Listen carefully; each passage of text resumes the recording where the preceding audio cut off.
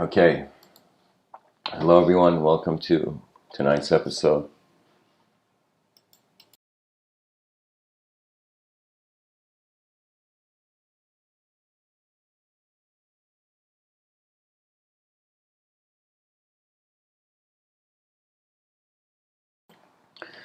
Tonight I wanted to look at the idea of perfection and imperfection, and the title is Perfect Glances of the Imperfect.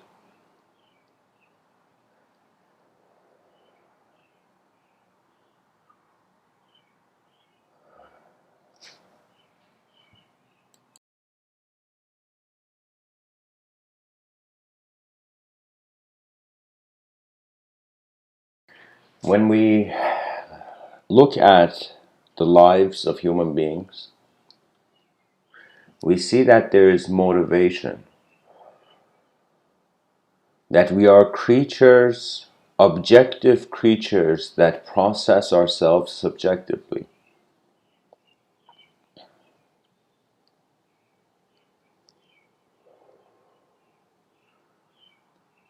Many people are looking for something in their life. They're having an experience of life.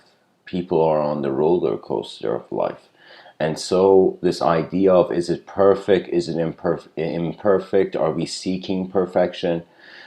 Certain sages said rather than the person going from imperfection to perfection, the person is going from perfection to perfection. Some people have spoken about it like that. So I would like to look at the relationship of these two. Right off the bat, there's one quote I want to read for you. I intended this before the talk.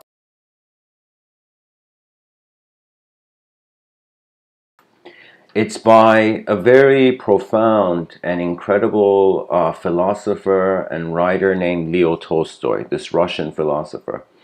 And he says, an arrogant person considers himself perfect. This is the chief harm of arrogance. It interferes with a person's main task in life, becoming a better person.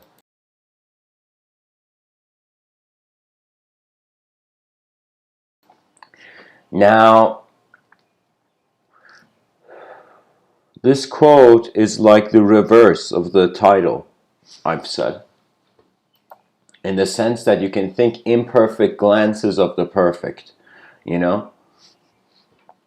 But perfect glances of the imperfect, I consider this idea to be a wave, a shift, a reverse shift, where the creature is thinking they're perfect, and oh, why is there suffering, making it imperfect, making life imperfect. But if you saw yourself as imperfect, then the person is seeking endless perfection. Both angles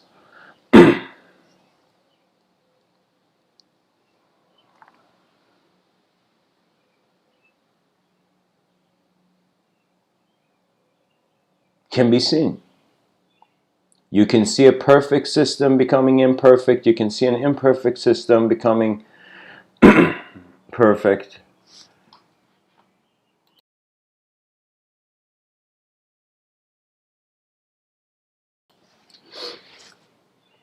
Salvador Dali has this quote where he says, "Do not fear perfection. You will never reach it." And Buddha, of course, imperfection is one of the jewels in Buddhism. That means if you can realize that in this life you can try to be as perfect as you want, but it's only to your limited range of awareness to the environment. That means perfection is something that there can always be more perfect ways of living. This is why a person can't just calculate and articulate something forever. This is why we have to make decisions. And especially those people who you see, for example, entrepreneurs, they're masters at making decisions. They're not masters, they're forced to become masters of making decisions, you know? So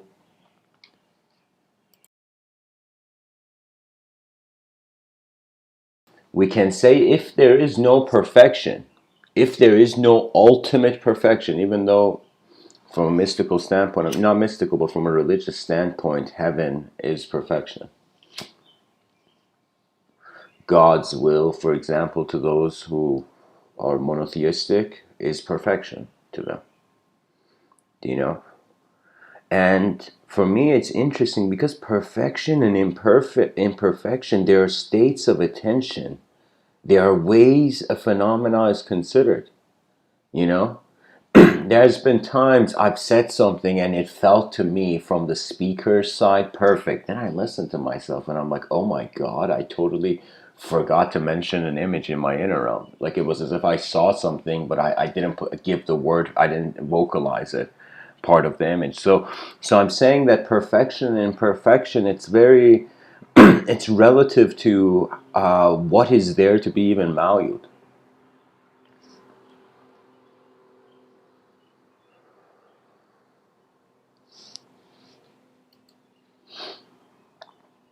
Buddha spoke about impermanence, imperfection, and incompleteness as the three jewels. When the person realizes you can try to be as perfect as you want, but really there will always be more perfection. The future generations will be way more perfect.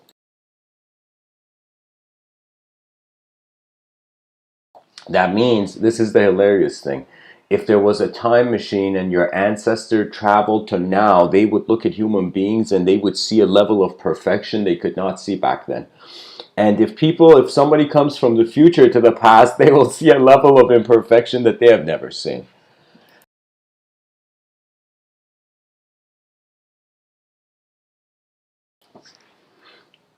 So people trying to be perfect, trying to be imperfect, it is honestly you comparing your height to your shadow.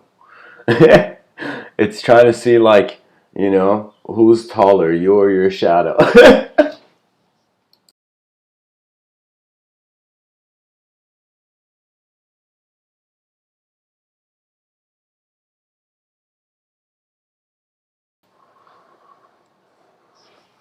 I think imperfection is the shadow of perfection.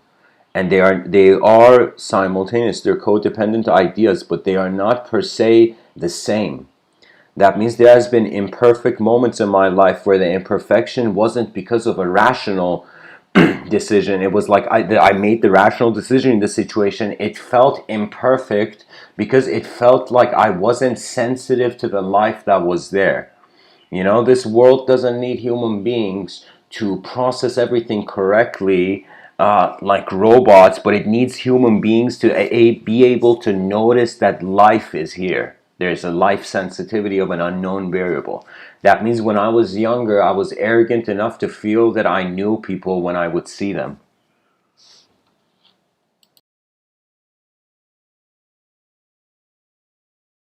Then I realized there is so many dimensions to people. There is so much changing that the ultimate strategy is be nice to a changing world. You never know how it's going to change.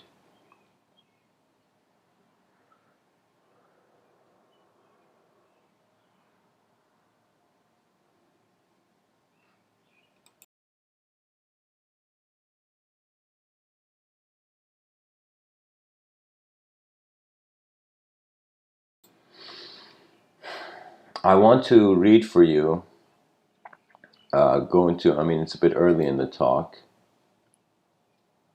but I want to go into a quote tunnel of the word perfection, maybe read like 20 quotes or something about what people have said about perfection in the past.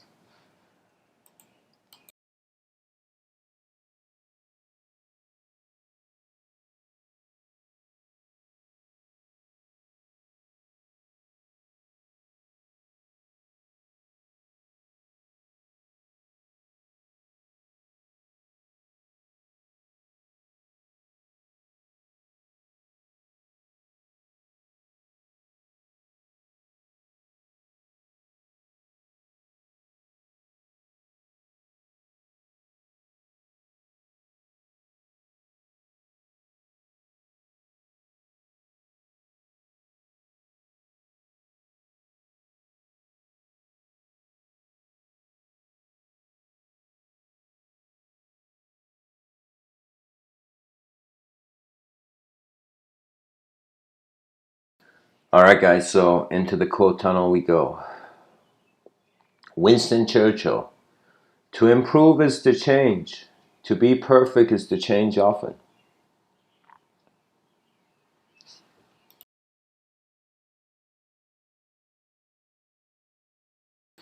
I think the way he means it here, Winston Churchill, is like you gotta meet the challenge of the day or you won't evolve and update as a human being. Many people don't realize this point. Throughout every day in the conscious waking state, how the conscious waking state, I feel, becomes more complex is that as the person lives, there comes different variables, different events with different analysis upon each event. That means it's like you reach certain problems throughout the day that they are inner realm problems. You can notice it.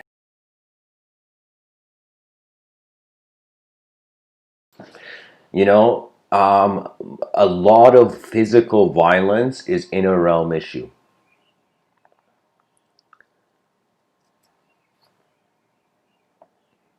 And of course, there is the outer realm. There's cruelty, violence, messed up systems, questionable natured people. There's this world is as perfect as it seems. Its shadow is right behind it. I mean,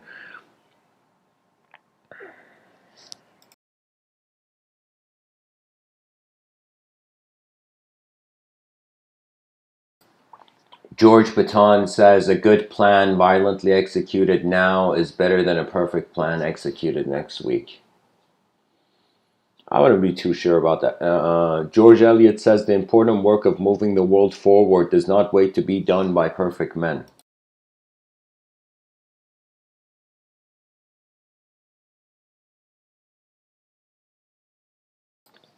Wayne Dyer says everything is perfect in the universe, even your desire to improve it.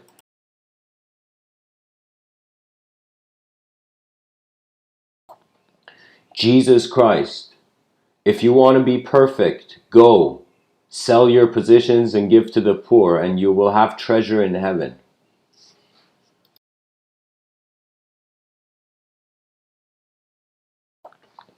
Guys, I'm reading this from a website online. Brainy quotes. Everyone in the world ought to do the things for which he is specially adapted. It is the part of wisdom to recognize what each one of us is best fitted for, and it is the part of education to perfect and utilize such predispositions.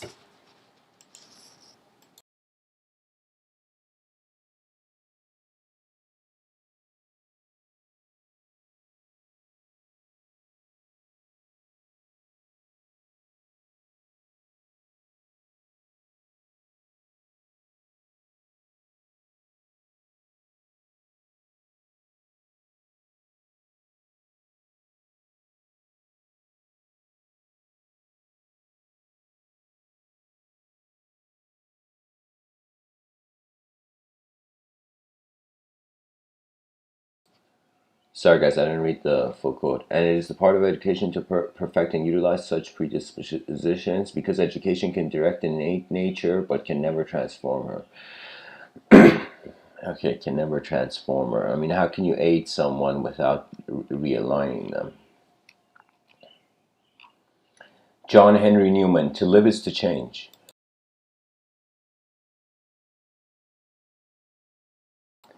And to be perfect is to have change often.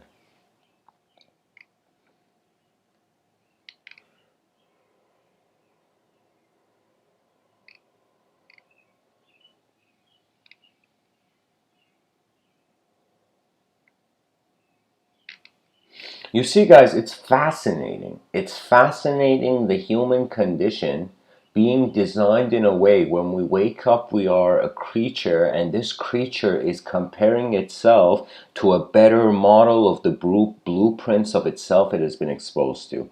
That means every person's trying to improve themselves, but if you ask why,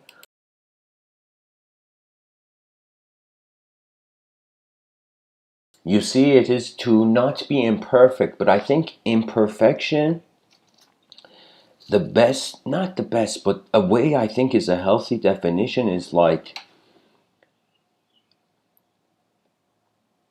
it's missing out the event of life.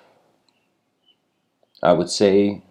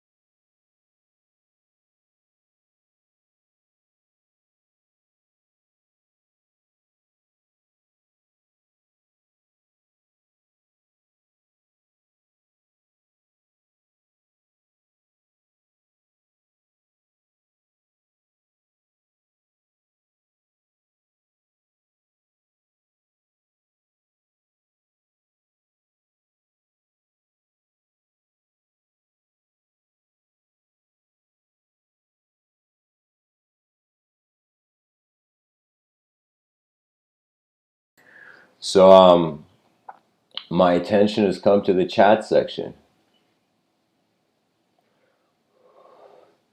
So good morning.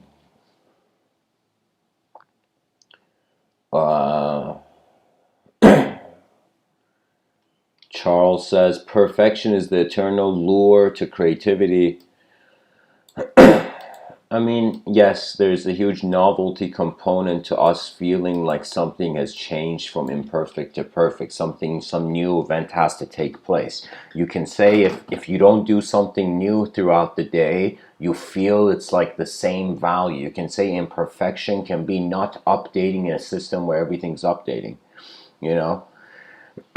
But you can say, if for example the system is imperfect and people are trying to be perfect, oh man, this is an incredible idea. Let's say people are trying to, I need a pen for this, hold on. So here's the thing, I tend to say that the psychology of the human being, just the moment, arises as a self in a world. This is the most basic way you can explain reality, where it's a self in a world. Okay, where we feel we are on earth. We don't feel we are the earth. We have an individualism. So this individualism is a relationship of a part of the world with the whole world.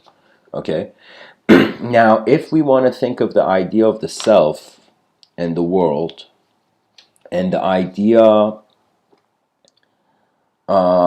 of imperfection and perfection, we're going to come and say in life there is the mind has an ability to perceive an imperfect self in an imperfect world.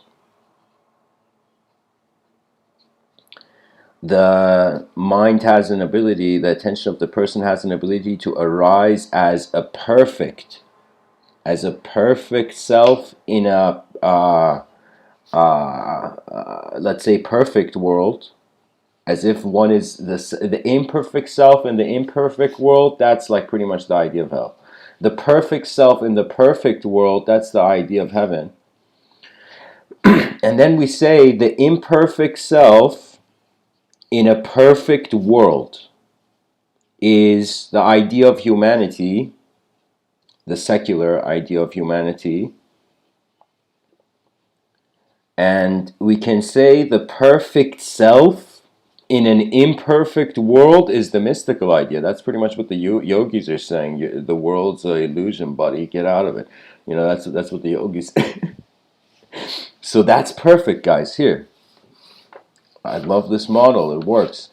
So in life, if you think you are an imperfect person right now, there's two options. You pretty much have, you can either see an imperfect self in a perfect world or in an imperfect world, right? So you pretty much have two options. You know, pretty much either your views on yourself change or your views on the world change, which also change the view of yourself. I don't know if people are following what I'm saying here, but anyways.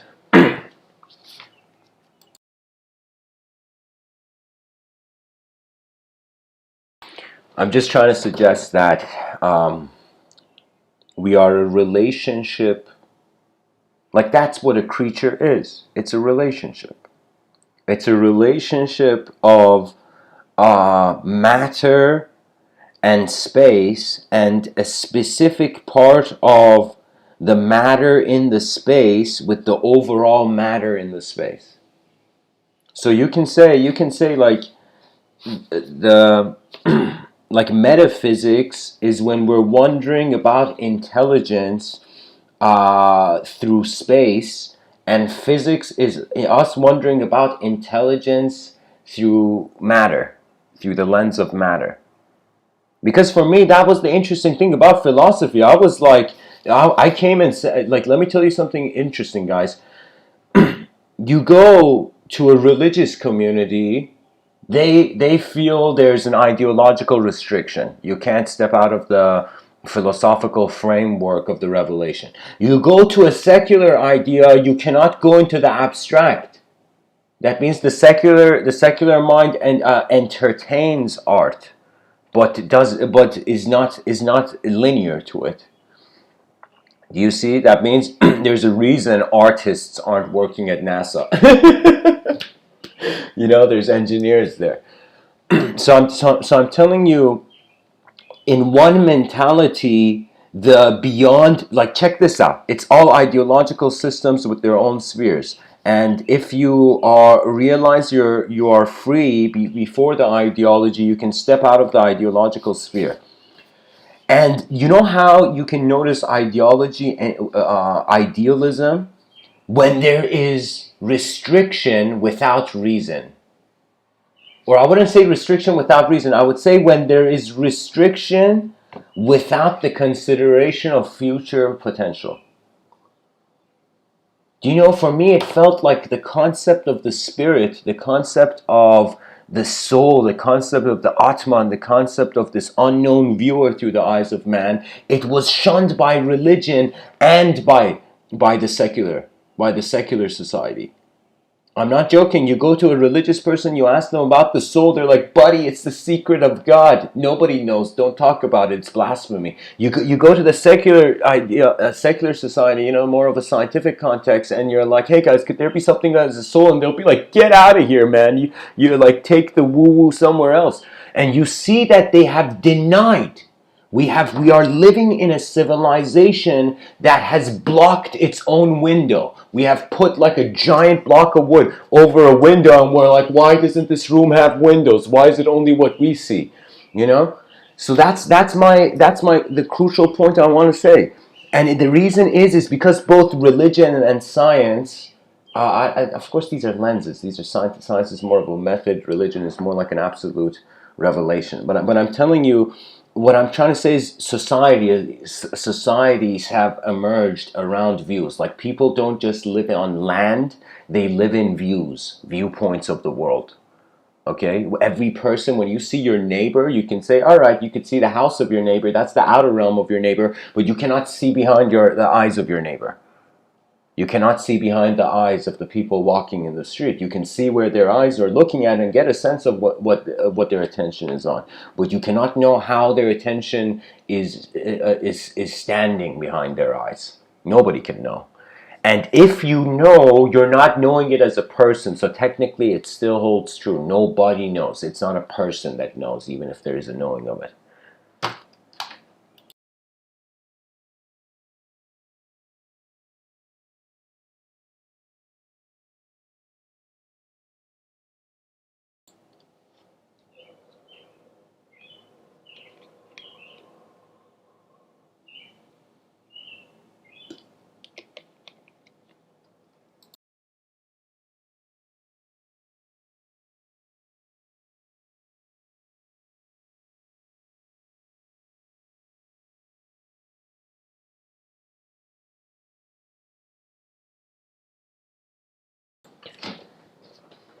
You know what's funny?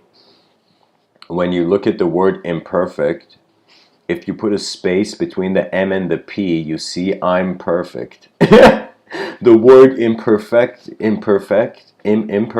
is like the most egotistical word in the English language. You know? The word is saying I'm perfect, you know?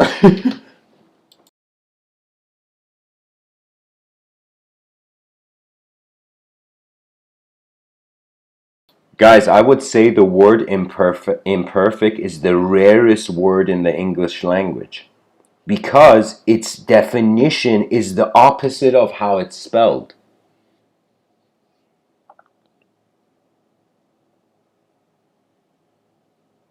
Playfully speaking, if we were to play with the letters.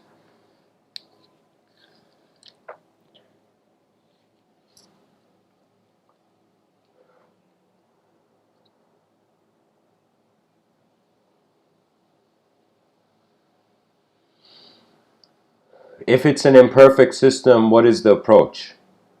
If you consider yourself to be imperfect and the world is imperfect, you don't need an approach. You can't have an approach. There is no hope, because where can the hope come from when the self is imperfect and the world is imperfect? If the self is perfect and the world is imperfect, your hope comes from within.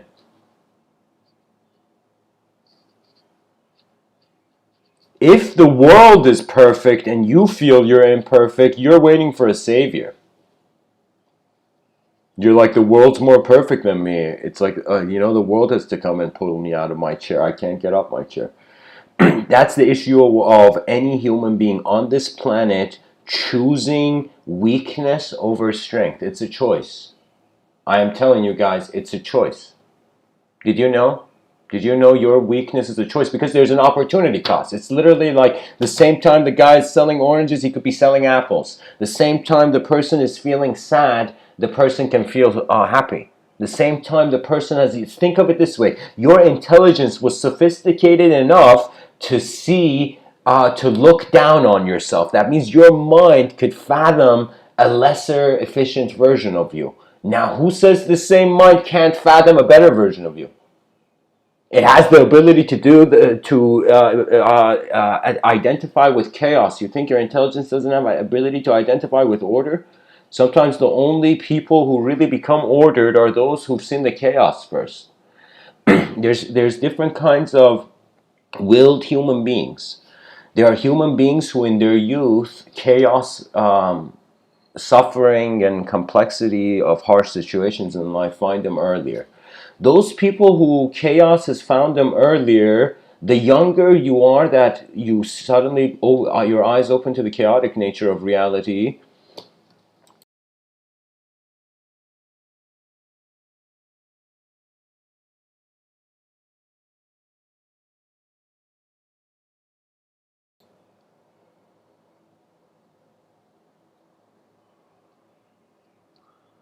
I'm just saying, if you saw chaos earlier, you either got hit so hard you want to hit the world back, or you got hit and you realize how unnecessary it was. You gotta forgive an updating system constantly, or you'll never see its greater dimensions.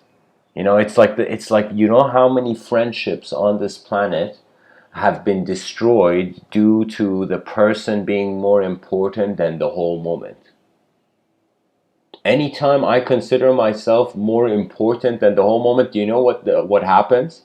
I stop listening to the environment. The moment I become proud, I'm like, yeah, I'm better. When I think I'm better, I have stopped. It's like, this is the hilarious thing. If you had reached perfection, you would stop evolving. So imperfection is the challenge of the day.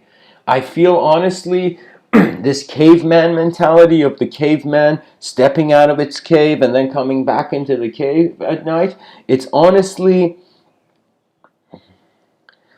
consciousness is playing the same game. You emerge as an objective conscious factor in the moment. You live in your space most immediately.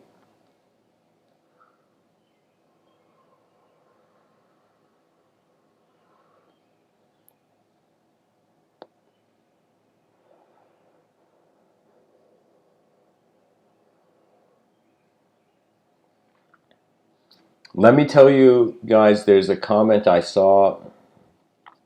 Honestly, I'm not going to respond to it, but I'm going to share the idea. See, guys, imagine right now we're all trying to be good people, okay?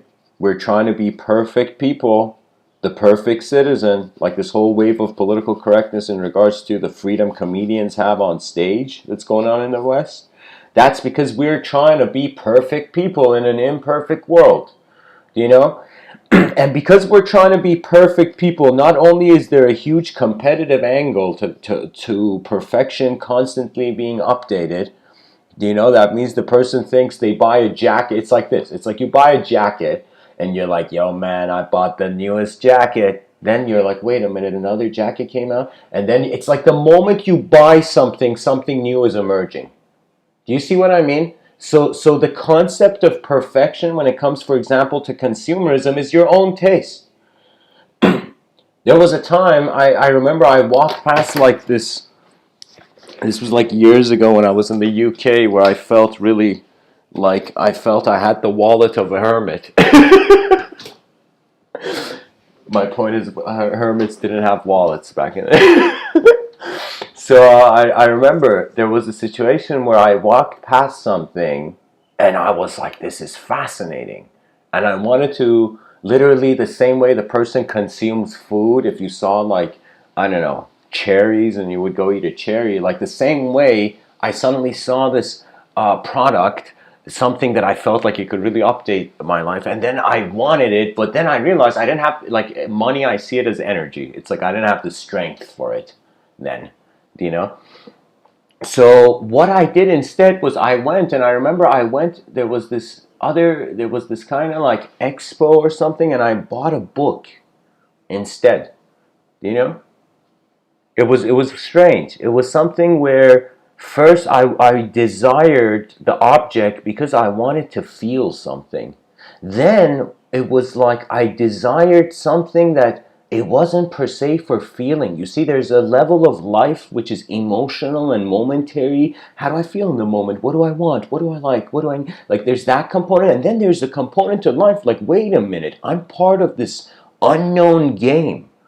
I'm like this video game character that's opened its eyes suddenly, you know, in this map of visual sensory perception. So that makes the thing different. So usually when when you have the hermit's wallet, your joys are different. Your luxuries are different. Your luxuries become way more experiential the less financial strength you have. You know, your joys become more event-based rather than object-based. But when you have a lot of objects, you become object-based, and the only way you enjoy the object is if you have an event. That means it's like, I'll tell you an example. It's like people don't get, I mean, it is true that people, like, I don't know, billionaires have like giant wine cellars or whatever. But I'm saying, like, usually when a person gets a beverage, they don't get it to put it as a trophy on a wall. I mean, some people do, but I'm saying that what they do is they consume it. So you actually are buying stuff to reshape your experience of the event of the moment. Right? Now it's based on your street smarts here. When I say street smarts, this was something that I was blessed enough to see. Some of the greatest things I've learned in this life, I saw. It had nothing to do with concept, knowledge, memorization, regurgitation, none of that. It was just, I saw the event. And when you see how something works, it's ingrained. It's ingrained in your vision. You know?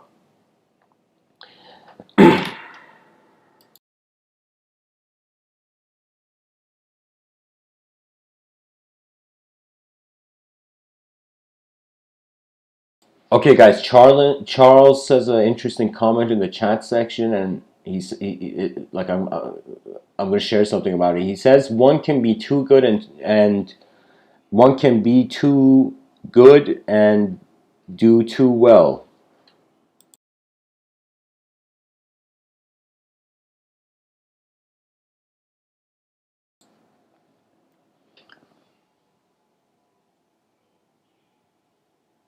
The optimum of delight is always found between the extremes of too much and too little. Even moderation needs to be moderated, lest it too become an extreme. Let me tell you, the optimum of delight is not per se found. It's not something you find. The greatest delight is when it finds you.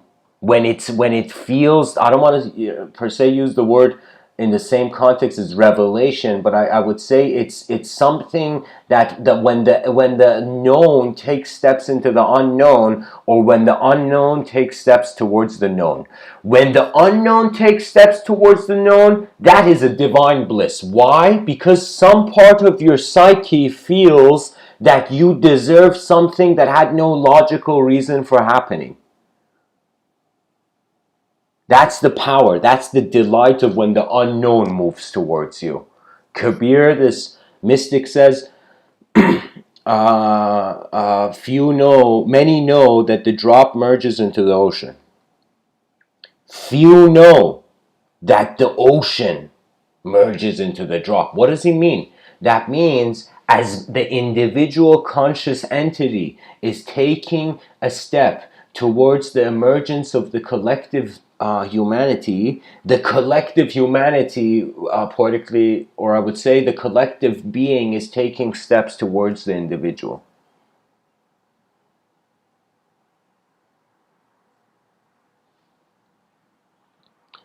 This is why the poet Rumi says there is a secret freedom.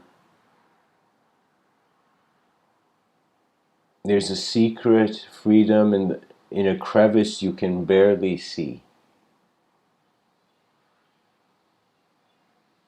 That means there is something about like noticing a glitch in the simulation. The glitch in the simulation is when the person notices objective. Let's say if everything is information, the information is arising in two ways. It's arising either objectively or it's arising subjectively, and subjectivity is strange because it's like I could visualize an apple pie, but I can't eat that visualization of my apple pie. I can't like grab the pie in the sky if I envision one there. But I'm saying, so you see, the subjective realm, the inner realms, has design, yet it is not tangible design. Therefore, when we talk about physical, like you see, there's some people who want to see it to believe it, and there are some people who want to touch it to believe it. And for example, in Christianity, we have Thomas the Doubter, the story of Thomas the Doubter, where after, it's as if Christ appears after his crucifixion to like the apostles, to his disciples, and Thomas is not there. Then Thomas comes and they're like, like, they say Christ was here and you missed it. And Thomas is like, I will not believe until I touch the wound. Until I touch the wound of Christ. Right? So the next time, suddenly Christ appears and Thomas is there. And Christ tells Thomas to go and touch the wound. The wound on Christ's body. And so the point of it is that Thomas in the Christian tradition is the only one who touched, for example, Christ's resurrected body. Do you see? And it's a suggestion that the person who doubts but is still honest sees the further developments of their dimension. But if you doubt and are also dishonest, your doubt takes you to a point where yourself is imperfect and the world is imperfect, you have nothing to hold on to. And then karma comes and brushes you off the tree of life. That means it's very important that there is one element, it's like, I don't know how to say it, but it's like wondering a value system that has emerged. If it was like a hood of a car and we opened the hood of the car to look at the engine to get a sense of how the engine works, it's like trying to understand why a value system works, and the value system has to do based on the energy of the person. Why either they expect something from their future, either the person wants to be like something they want to do, they want to succeed in a okay, here, either the person doesn't want to repeat the past mistake or they want to do something new in the future. Do you see what I mean? They're like two sides of the same coin. Imperfection, perfection, these are words. It's like, imagine you go tell, it's, what's funny, I think newborn children, like infants, have more of a stronger like an infant could be stronger willed than an adult. Let me tell you why. You go to an adult, like they showed this video where they went to people all around, like some YouTuber went to people and the YouTuber was smart, very nice to as a person, and the YouTuber would go and they would find random people and they would choose random people and they would just tell them you're beautiful. Right? And then you would see the reaction on the face of that person. Right? And it was an incredible video. Most people would suddenly feel happy. Some people would get shocked as if they have never heard they are beautiful.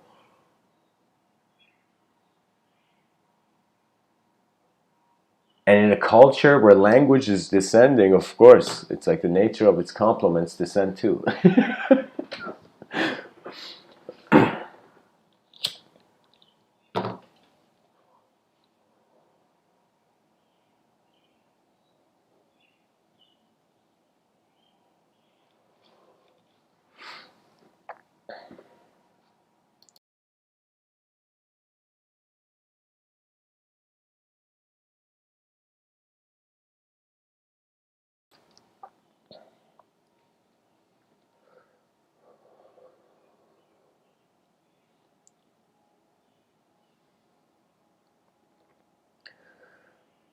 what can I say? We are creatures that are language based, and the language is image based, and the image is experience based, and the experience is unknown based, and the unknown is left only to stare at what it knows. That means I'm telling you, the same way we feel on one side of the coin, we are knowers in an incredibly unknown world. In the inner realms, there may arise a stage where the person feels they are unknown and everything is known. Right now, like, think about it. If I ask you, is your knowledge from your body? That means your body, like, think of your body as a projector, as like a movie projector. Once you connect to the power, and it projects a film on the wall. By the way, I mean, I'm no longer a university student, but not any university student listening, go buy a projector. Easy TV on your wall, You can get a projector and you can watch films on the ceiling of your room, whoever you are, wherever you are. Just buy a small projector and you can watch films in the ceiling as you lie on the bed. But anyways, what I'm trying to say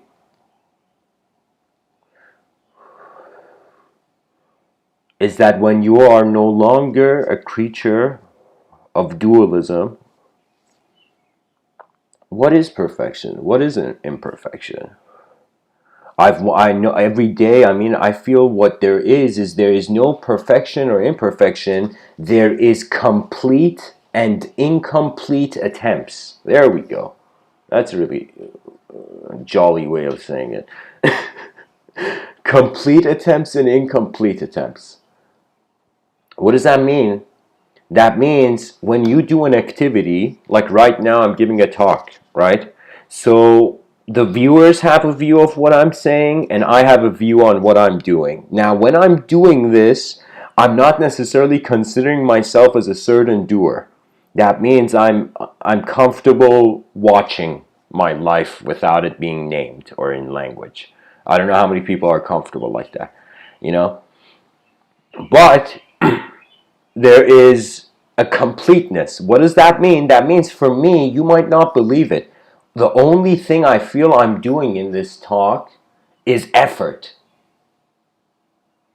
I feel everything that I'm going to say is there. The content, like you right now as a human being, your attention, your sight has seen so much that if you just don't think about doing something, just like your heartbeat, it may be done. You see, that was something I was catching on to, where I was like, wait a minute. If life is a collective process, then maybe we shouldn't just think as an individual in it.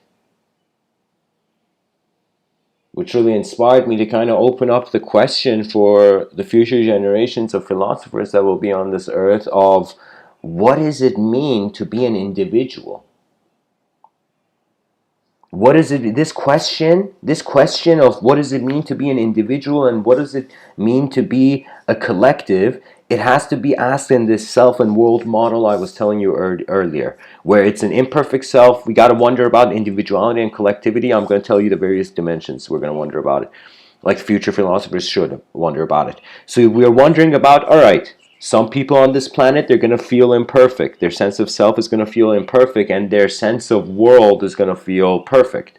Like these all classify the psychological disposition of human beings if they have a value system in society. And guys, please, anyone who's listening to this, feel free, if you, because it's a live stream, I'm treating it like a classroom. So if anybody has a question or wants me to elaborate something, this is a live stream. You can do that. You can tell me to ask me to share something more, you know. But I'm gonna still keep running in this forest. Sometimes when I give these talks, I feel like I got a machete and I'm in the Amazon, so I'm like, God damn it, too many wines.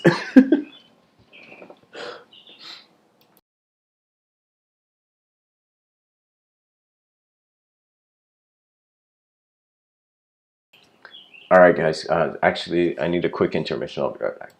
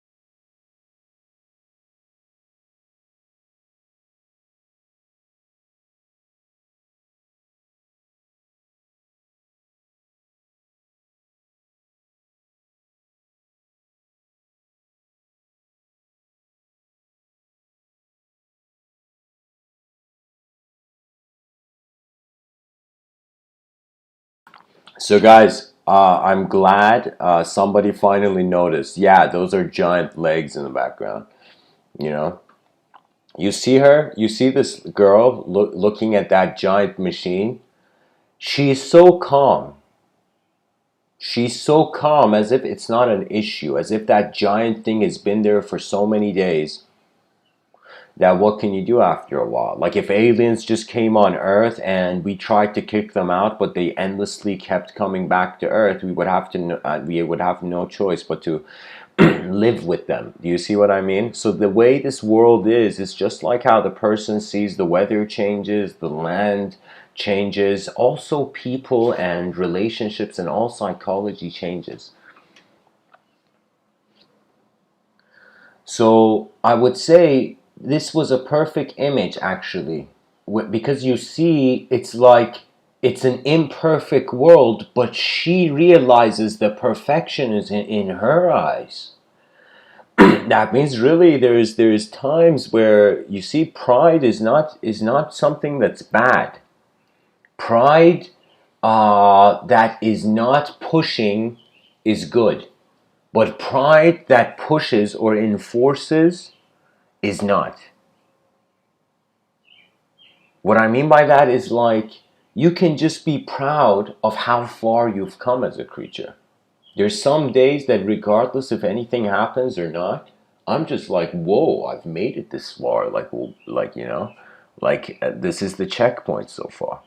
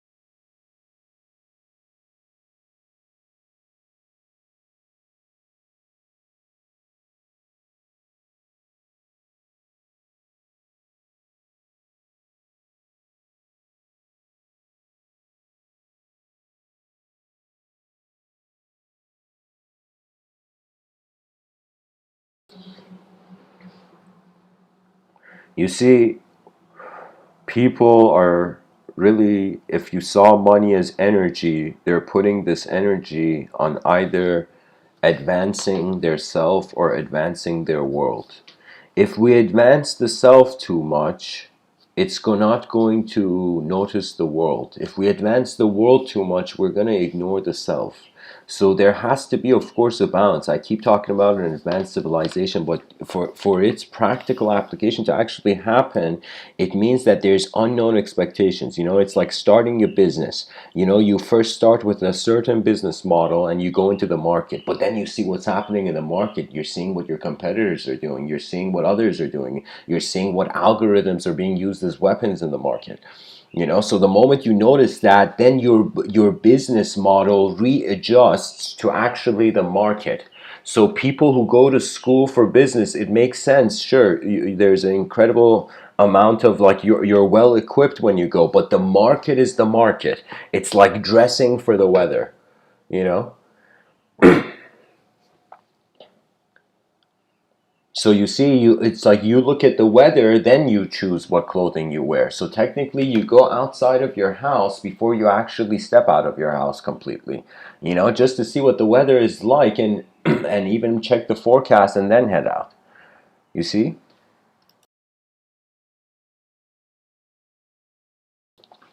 Now, we update our clothing based on weather conditions, but we don't update our ideological systems of thought in accordance to the inner realms and the values of the moment changing. Honestly, there was a time I'm like, are people wearing beliefs like clothing? Like, what is this? You go tell someone, I believe this, and the other person, I believe that. And the other person's like, I disbelieve this, I disbelieve that. I'm like, what is this? It's like we have given too much freedom to a creature that has assumed its knowledge to be truth. That means too much freedom becomes chaos, because too much freedom prevents freedom from actually seeing freedom. This is what you find in psychology of like certain children of billionaires, you can say. Like, you know what I mean? Like, it's that psychology of feeling that your inner realms is equivalent to the outer realms. That means if you're someone who everyone has agreed with you in everything you've done, nobody has challenged you, you won't feel your inner realm. You're locked in your inner realm. The man who hasn't suffered in this dimension has not understood what there is to even surpass. You see, pride has to do with the story you tell yourself. It was something where it was intense confrontation. Like, you could totally see. There were certain tacticians back in the day. Like, I'll give you an example. One who, he is in my mind one of my favorite warriors in history, and he's a mathematician. Back in the day, I believe his name was Archimedes or something. And this mathematician was so gangster that he defended like this keep. He defended like this town with mathematics, catapults, levers, ingenious booby traps, or whatever. Like, do you know what I mean?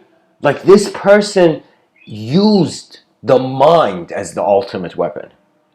Now, weapons, we tend to have a violent idea on it, right? Because weapons, when we use it against human beings, is tragic.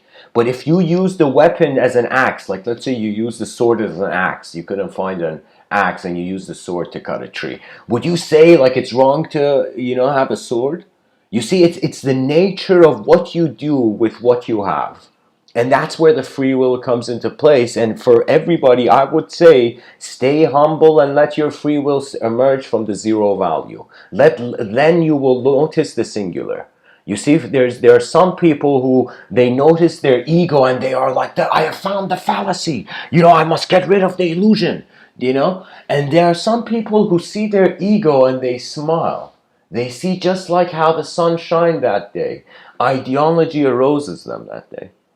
You see, it's the weather of the inner realms that we think we are a person.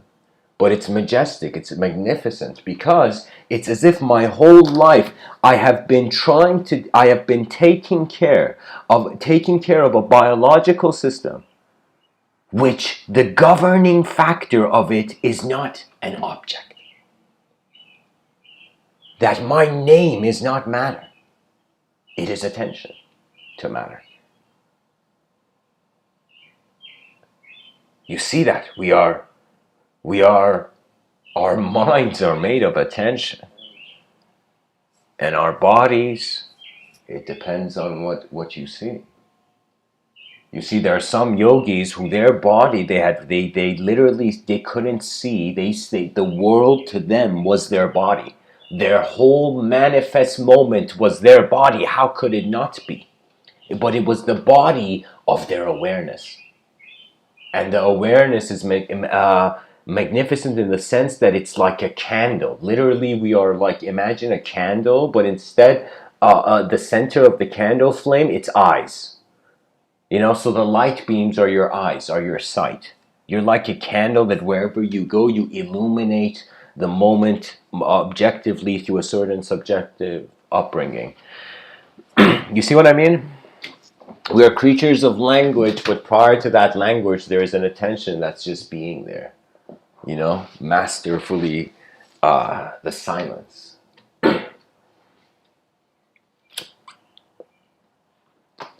That means if somebody said, Mr. Within, what's one word you would say for enlightenment or wisdom or trying to find that ultimate state? Silence. Language is something that if you are not aware of it, it dominates you.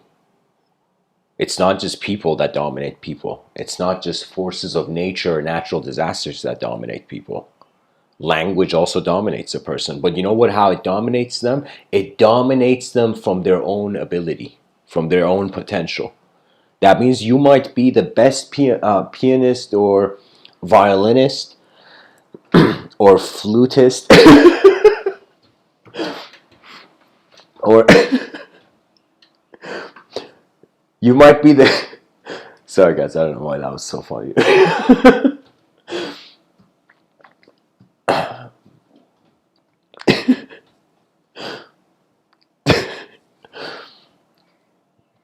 You could be a professional violinist. Yet, if you never hold the violin, you will never know. You could be the greatest human being. Yet if you don't live, you will never know. And that is what life is. The meaning of life is that your DNA is a rare instrument. It's an instrument where this universe has been silent for eons. Why do you think I'm telling you silent is liberation? Because in silence, you step out of the history that the archetype needed to live in.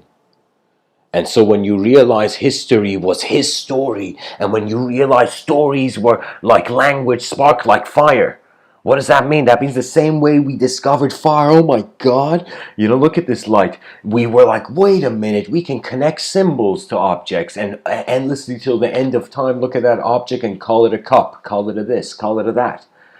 So when the world became this and that, the mystics were like, no way, people are going to forget who we are. And I feel like Mr.Within's like the backup program for the, mystical algorithm. Really what it is we have to find an allegiance with the spirit of the world, which is simultaneously being inseparable from how we're being an individual. Some traditions, they wanted to get rid of the ego. Some traditions, they said that the one moving your ego is the divine. Who do you think is being here right now? It's energy conscious of itself beyond suits and ties. Whether those ties are ideologically bound or not, ideologically weaved or not.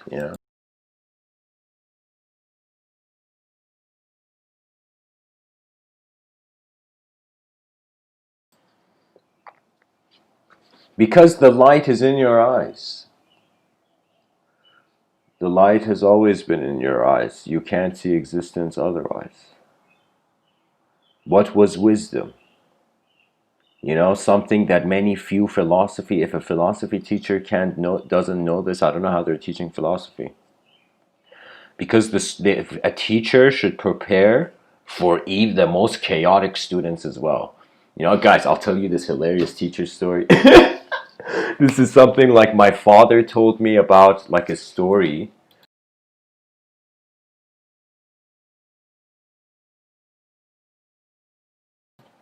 of there was this school, and my father went to a school called Alborz in Iran. But this school, the story was lingering in all the high schools in Iran, was there was this one school where all the students were messed up and criminal. And like the teacher would go in the class and the student would just take out a knife and just slam it on the table. Can you imagine? You're a teacher, you go to the classroom and the student takes out his knife and just hits the knife in the wooden table. Do you know? So there was this thing at school with a lot of troubled students and like kids with messed up like archetypes in their mind, you know. And what happens is they hire this teacher, who the teacher was like a badass himself. But the students don't know this. The students think this is a normal teacher. So the teacher comes into the classroom of all these like kids with their, their clothing is off. They have no order, discipline, nothing. It's as if they don't care for the institution they're in. They're just like, it doesn't matter. The way they're sitting in the classroom is the way they're sitting in the park. Like they don't give a shit about the space they're living with. Like, they don't care about the event taking place. Now, check this out.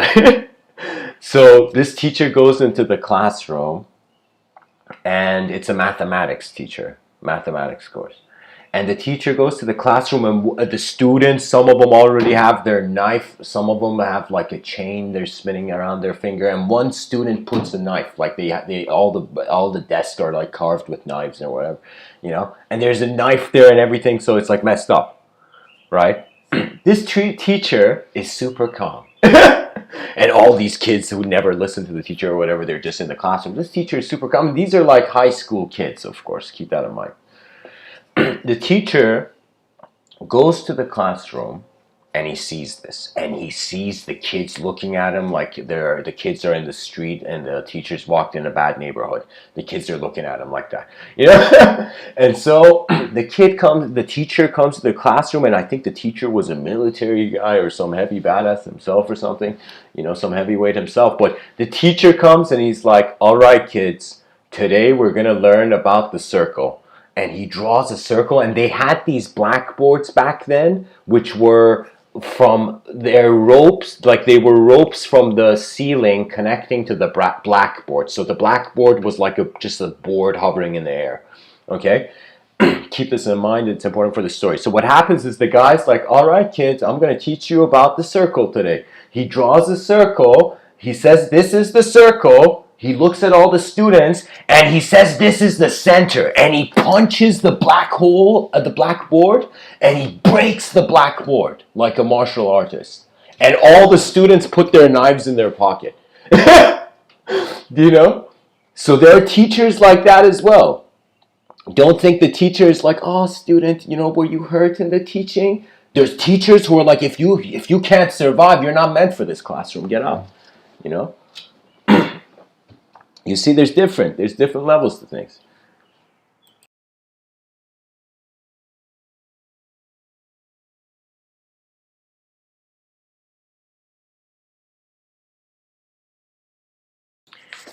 Any living being, any conscious being anywhere, you comprehend the notion of endless endurance in any way you can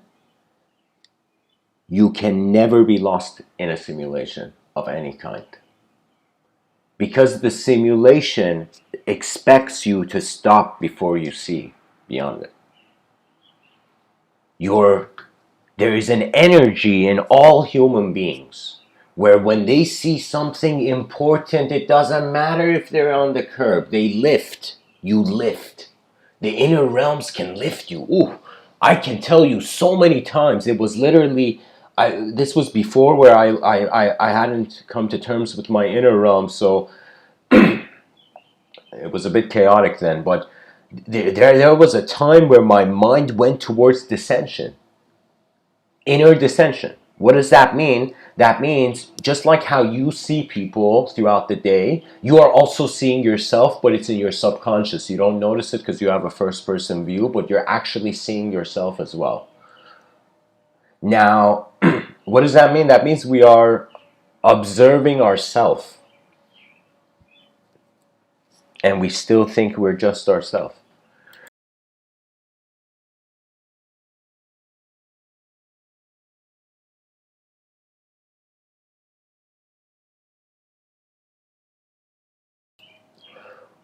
Some teachings I learned from nature. When you see a wild animal, you totally see that animal doesn't give a shit. Like when a wild animal is bewildered, that animal becomes savage, doesn't care. Whatever animal goes near it, it attacks. And so that's the worst thing for civilization, to have a civilization of a bunch of creatures that, due to a lack of mindfulness, are constantly on the attack. This is why cruelty is there. Because cruelty is also not seeing the other. That means if you're in front of me, okay, if person A and person B are in the park, let's say person A and person B and person C are in the park, okay? Now, person A is talking to person B, and person C is talking to person B, but person B doesn't even see person C, let's say, or doesn't see person A. It's as if Person A and C are taking the effort. They're using their existential energy to say something to person B, but because person B doesn't even care for the existence of that person, they don't even care to understand the voice of that person. That means you might not believe it, but your love dictates how much your intelligence grows in this world, because your love suggests what you're open to. Somebody once told me, it's like all actions are either inspired by fear or love. And I was like, that sounds a bit corny. You know, then I realized it's true. It's like the echoing of fight or flight. We fought for what we loved. You know, we flew away from what we were scared of.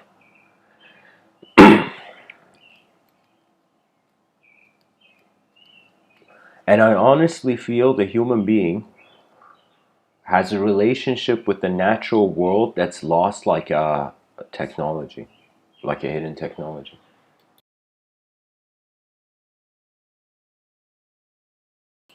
I think energy knows everything about itself. I think it can't be otherwise. I feel you can't be something and not know what you're being.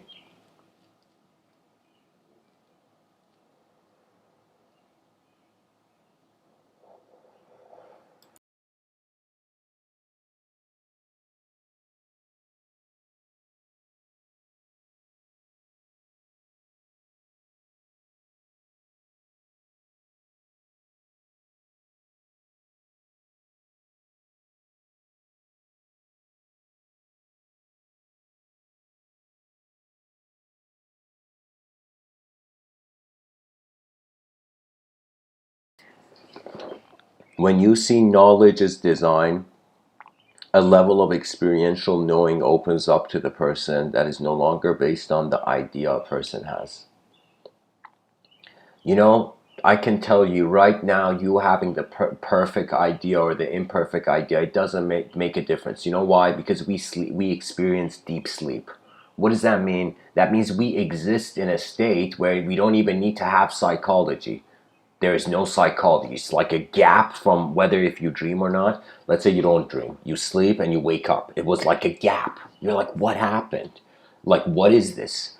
And you realize existence was continuing, yet the faculty of experience was like a computer that was on shutdown or sleeping.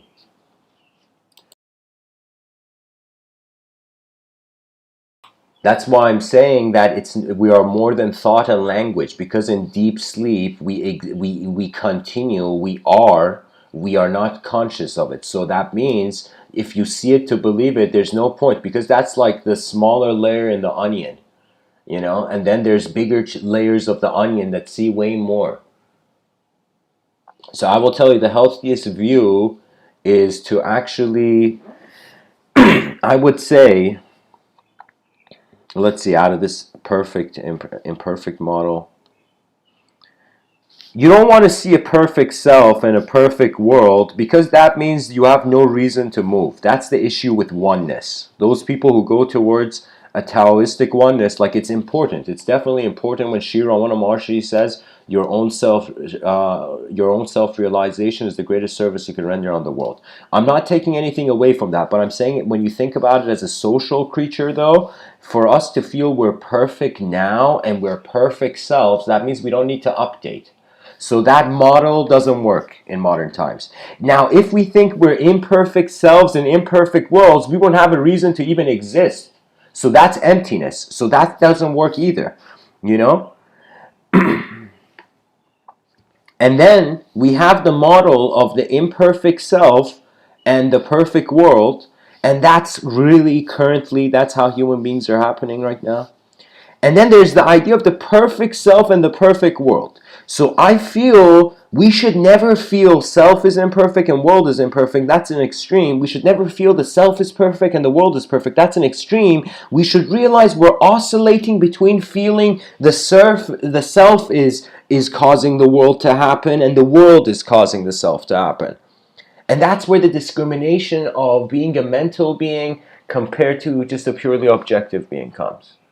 Right, so we're not actually, we're not just people like we're not like archaic spirituality. It's like, yeah, all right, okay, I'm a soul, I got it. No, it's not like that. We're actually looking at the design, but we are looking at metaphysics not from the desperate angle. We're looking at it from the angle that, let's say we studied the objective realm. Let's say we were individual objects for eons, not just recently in history, but for eons, endless. Let's say we were individuals. When will people on this planet be like, wait a minute, what would a collective mind be like?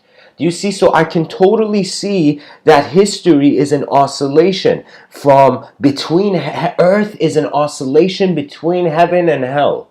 Do you know? Between poetically extremes of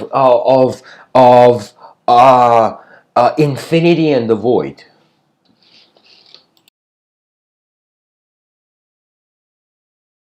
Because when we look at the idea of heaven, the primitive idea, when I say primitive, I mean in the 6th century, the notion of heaven was that people felt they could have, they had real estate in the afterlife. Like if the person was good then they would suddenly, like in the afterlife, they would get like 4 houses or something. Do you see? So it was a sort of heaven that was the better they could visualize at the time.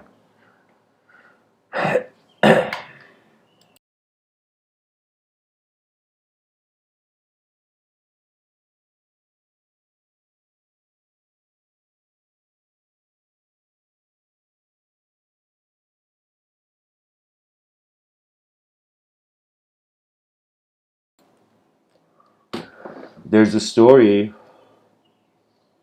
that is similar to, it's like it's about heaven and hell. It's not a religious story, it's just a story about those ideas.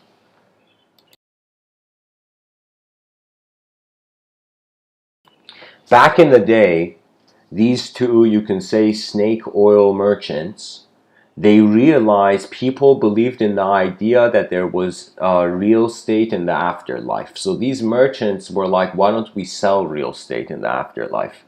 You know? So these businessmen go on these snake oil salesmen.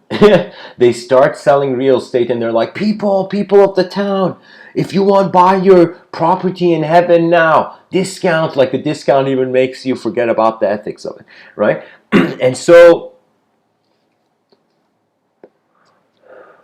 the discount makes you forget about the quality of what you're consuming.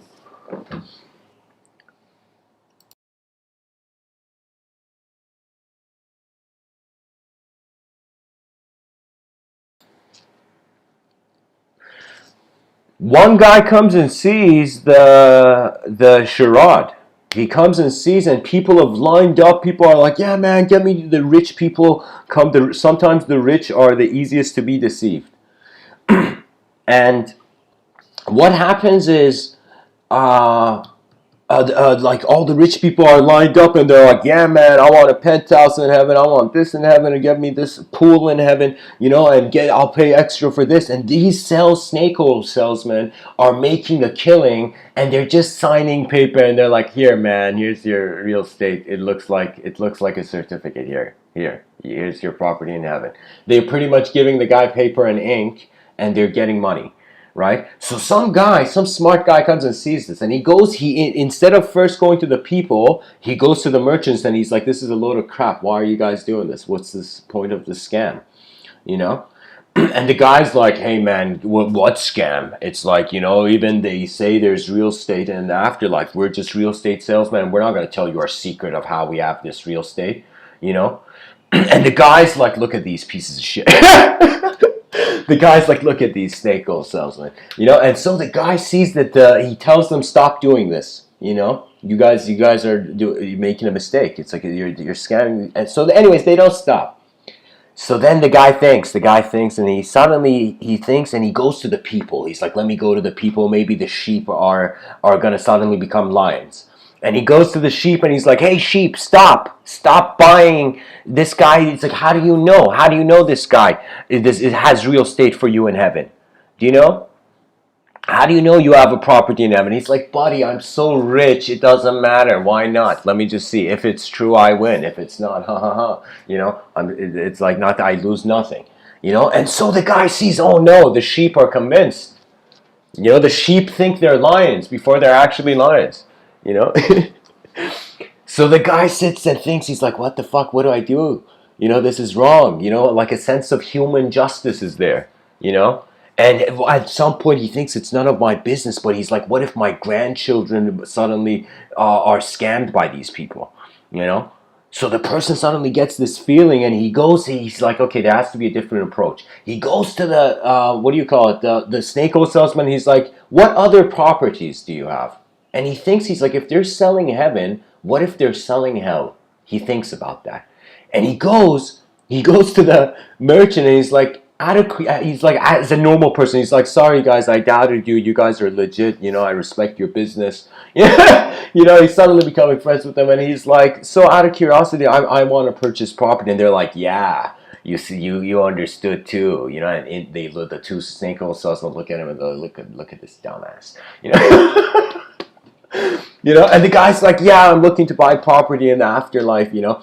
And so the guy asks a question, this snake oil salesman I've never heard.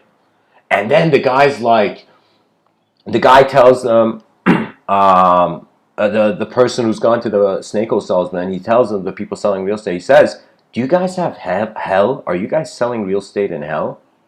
And then the snake oil salesmen look at each other and they're like, oh my God, this guy's so stupid. And they're like, yeah, man, yeah, how much money do you have? And he's like, I got, I don't know, like 20 whatever coins of this land I'm in. You know? You see what I mean? So the guy gives his money. He's like, okay, like whatever. He bargains. He brings it down to 11 or something, and he gives the money. And he says, I want to buy all of hell. Name your price. They name the price. The guy gets a certificate officially by those people that says he is the owner of hell. And he's like, nobody wants to buy hell. You're a fool for buying hell. You know. Now check this out. The guy wins. The moment he gets the certificate, he goes to the sheep and he's like, guys, he goes even to the poor people who've lined up and he's like, listen, don't worry about buying property in heaven because I've bought all of hell and I'm letting nobody in. And so, no, the guy's business stops. The guy's business stops because nobody needs to buy real estate in heaven. They're going to heaven. He's like, nice. You know, this guy took one for the team. You know? So you see what I mean? Now that was in the notion of religion, the concept of heaven and hell, but religion was just an idea, and an idea is a design. And if you were like an architect, you see on a design level, there's no story or emotion, it's just behavior. So a psychologist may look at religion and be like, okay, this isn't, of course these people weren't rational. There was no rationality then. There was no defining, no significance. What was important for people back then, that they felt there was a mystery. For me, the people think the value of religion is in the revelation. For me, the value of religion is in the unknown space it brought in the mind of people to ask. Do you see? So the fact that the secular, the atheist can be an atheist is because you need the theist to be a counter. Do you see what I mean? So there is no good and bad idea when there's countercultural reactions to any idea. Do you see what I mean? On some level, it's just design moving everywhere. I'm not joking. It's design. Right now, call it atoms, call it whatever. It's just phenomena. And it's just that this phenomena occurs in a way where it appears to me, at least, the mind is moving faster than matter, so it can have a relationship than matter. Now, if you experience something moving faster than the mind, that is a suggestion, an implication of something that is moving before light was a factor for reality, which implies an unknown being. So you know what it is? Let me tell you what every human being on this planet has ever said. It's unknown. Whether they liked it or not, that's what history is saying. Imagine a world of advanced communicators. Imagine a civilization without blind spots. or a civilization that is reducing the percentage of its blind spots. Imagine a civilization where human beings wake up and they can trust the civilization to a point where they can release. You see, for me, creativity is a release. It's like a shout. Like there was this game, what was it called? Skyrim. There was a character in it that was dragonborn or something, and the character had this dragon shout. Like the person had this ability to shout something that would influence reality. And for me, I feel energy is shouting itself into form. It is roaring itself into intelligence. We are, believe it or not, waking ourselves up as a field commanding the particles that carved the periodic table.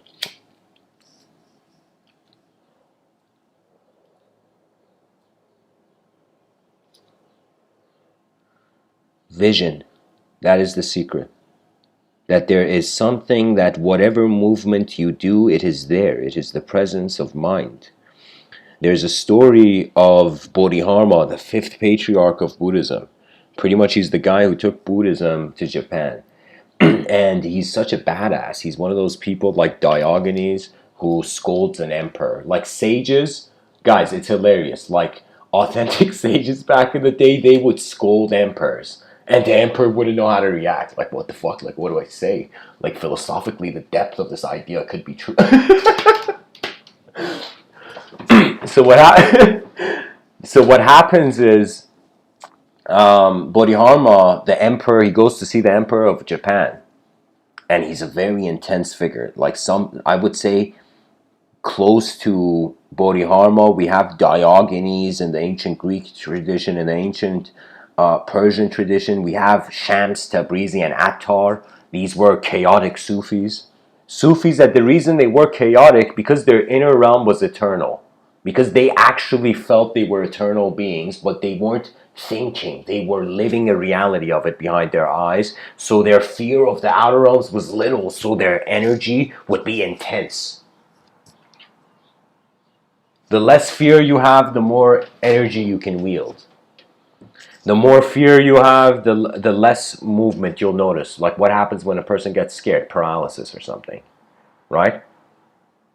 And the way to tackle fear is to reduce the fear from a story format to a design level, take an advancement on the design level, then reproject the story or allow it to reanimate. So anyways, Bodhidharma goes to see this Japanese emperor. The Japanese emperor has made so many Buddhist temples and statues, and he's, spread, shared, disseminated like many teachings of Buddhism and sutras and books, and he's pretty much done a huge cultural movement jump for Buddhism. And Bodhidharma, this patriarch of Buddhism, who is coming there. Bodhidharma comes in there, the king's like, Bodhidharma, and like he's a king, like he looks at Bodhidharma, he's like, Bodhidharma, tell me, you're a wise man. I've made so many Buddhist temples and Buddhist statues and shared so many Buddhist teachings. Tell me, Bodhidharma, what is the merit? Tell me, what am I getting from this? And Bodhidharma, he doesn't know who Bodhidharma is. Bodhidharma looks at him and says, all you have done is foolishness. As if he's upset, as if he feels the king of the nation is a fool. And he leaves. And the king, suddenly the emperor's ego finds him. And like, he looks at his councilman, and he's like, how dare he? It's like, I'm the fucking emperor of the land. What the fuck, And the councilman, the wise councilman of the king, comes to the king and says, hey, relax, man.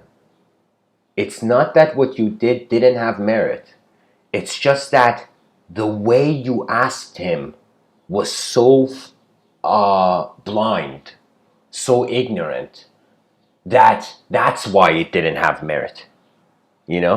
And the king's like, oh, okay. So it wasn't that him spreading Buddhism, Bodhidharma appreciated that. But Bodhidharma saw that this man he had done it for his inner realms.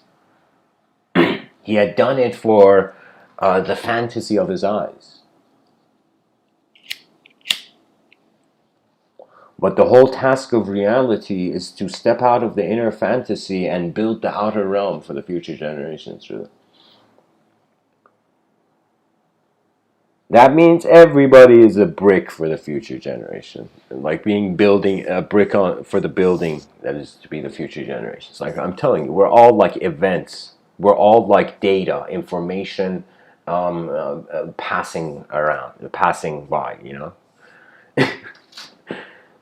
So Bodhidharma, anyways, he leaves the emperor, the palace. He goes outside of the castle wall or whatever, and his face is inches away from the wall, and he goes into samadhi. He goes to meditation, and he was in a state where he had glimpsed the bliss of his own presence. So he would go in samadhi. So for him, he was a being who felt he had seen greater levels to this video game. So his individual objective consciousness would be like a chessboard. One piece stops, other pieces you can move. Do you know? You can do that, but in the inner realms easily. In the outer realms, it like if the unknown will is there, then it may be possible. There's been yogis who the yogi has never left India, but someone in America saw the yogi in the street, talking to them, you know. Like there has been idea in yoga. They say it's a siddha. It's this power the person has authorization to multi-locality, just like how an electron, let's say in quantum physics, can be in two simultaneous locations at the same time. It's like I would say, yeah, at the same time. I would say it's kind of like something the same, where the person is being more authorized to be a creature of mind. Not everybody is authorized to be a creature of mind. Most people are. No, I mean, you can't say people. Like on some level, it's like nature. It's like comparing flowers in a garden. You can't really compare, but you can say that it's like you can see they all need the sunlight. You know.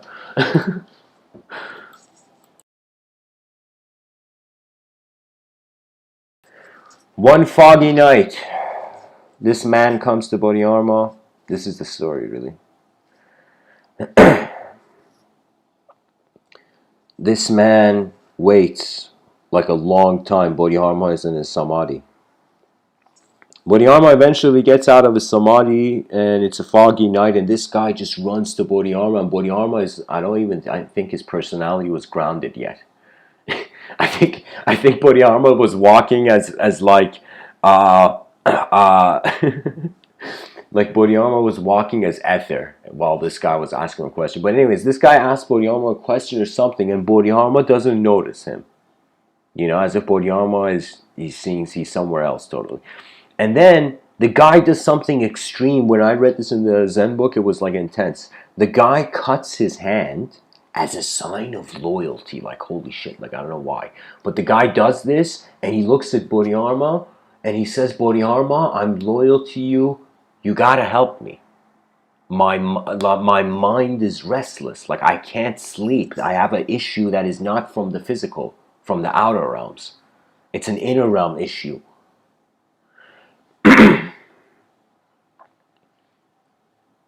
Bodhidharma suddenly grants this man an audience, as if the soul of the moment has arrived finally.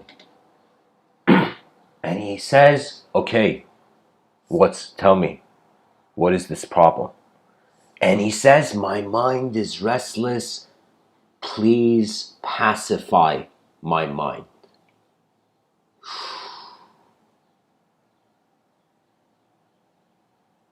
There's a silence. Bodhidharma looks at the man. Bring your mind in front of me, and I shall pacify. Bring your mind right now in front of me. This mind that is the source of your problems, the source of your suffering, the source of the chaos, the source of everything. Bring this mind in front of me so I can pacify it for you, O bewildered beast.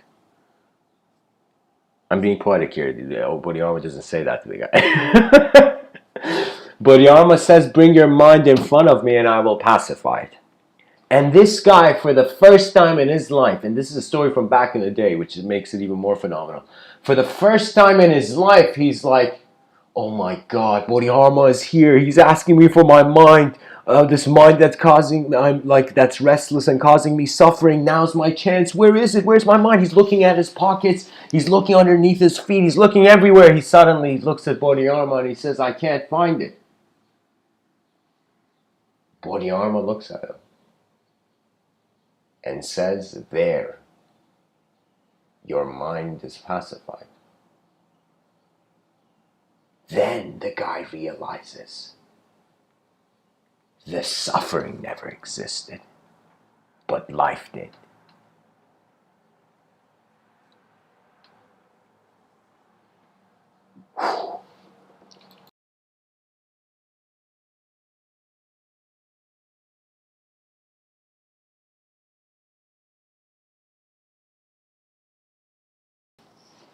In that moment, like an Xbox achievement unlocked, the guy attains nirvana, as the story says.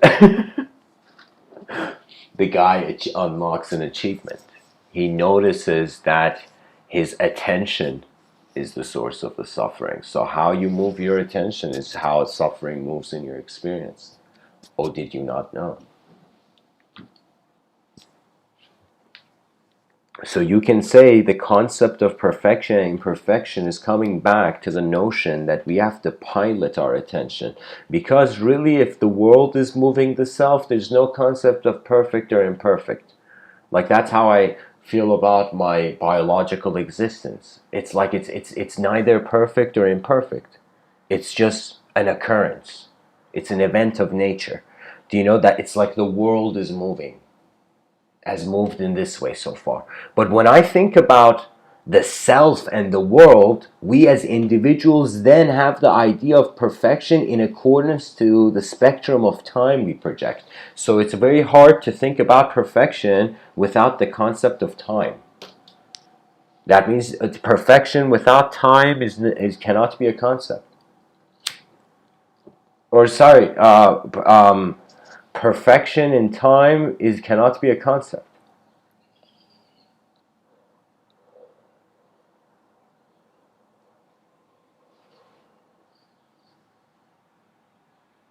So, perfect glances of the imperfect means that the world is, of course, imperfect. You look at human beings, we are not like 100% perfect creatures. It's just that it's like you even go see like humor and comedy is even based on the imperfect, you know?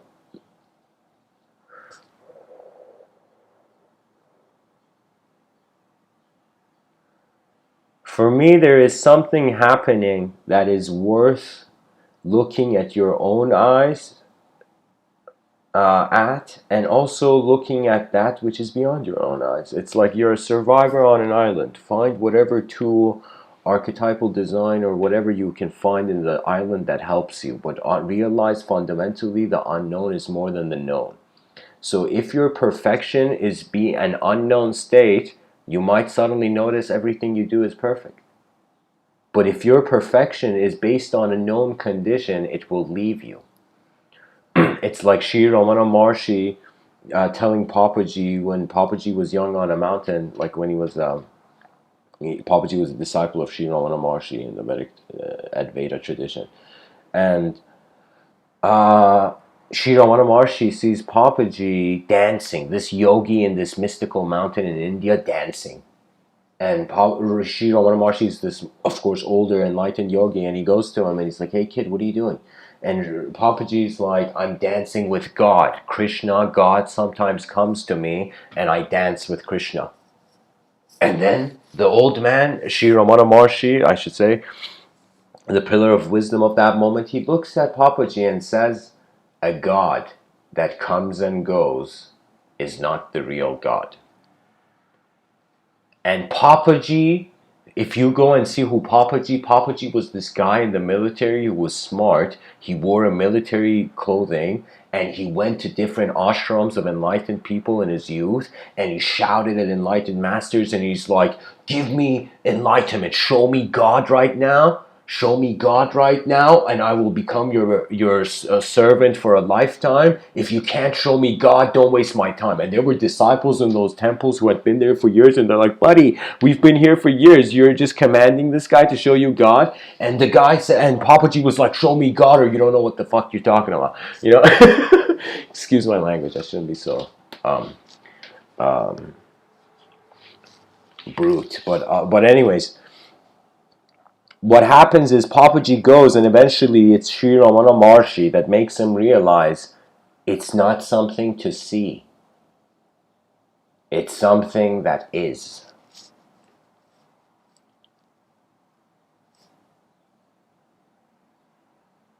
That means, what if what we called God was a human being trying to look at the whole cosmic existence as a personality? It was the personalization attempt of the mind. It was a very important phase of the psychological evolution of human beings. You see, it's like an inventor, and an inventor who has certain tools, you know.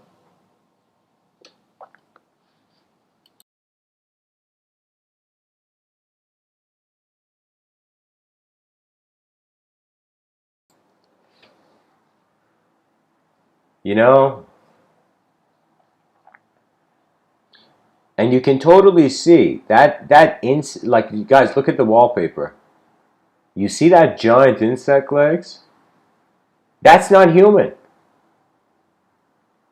Because you can see the human city at the time, everything is lined, is straight lines. This is recent. This picture is maybe 2025.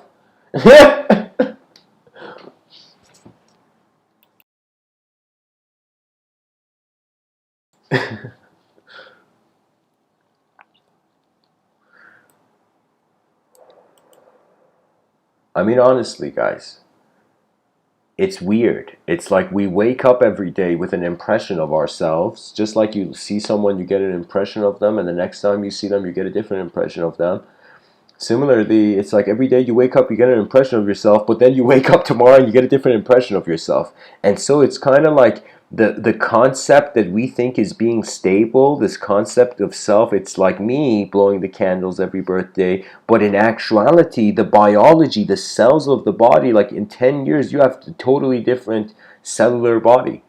You know, the cells have changed, you know. They say in 2 weeks, like, cells change because cells have a life cycle, you know. So many people being afraid that, for example, they are killing their brain cells. Also, brain cells are being born. It's not that you're just killing. You know, it's just that it's based on your attention and activity and what you consider important. I will tell you, any human being, any person that is, even, I would say, not even if you're lost in this life, whatever, just get a piece of paper and get a pen and a cup of tea or something. Go sit at a table early morning and look at that piece of paper and be like, what is important to me? Like, just write the word important and wonder what that means to you. And you will be surprised that when you go towards the important, the ability of the human being activates. That means in life you shouldn't do what you like or you shouldn't do what you dislike. You should do what is important to you. And this importance, if you're wise, you have noticed the eyes of the world before your eyes. If you're selfish, well, you're only selling the fish of, you know, the self. Like, I'm trying to build something with the wordplay here, but it's not working. It's like there's some people in this life who are selfish, and there's some people in this life who are selfish. Both statements are true, guys. Yeah. And the worst is to be someone who sells fish who's selfish. You know, to be a selfish fish salesman is disgusting.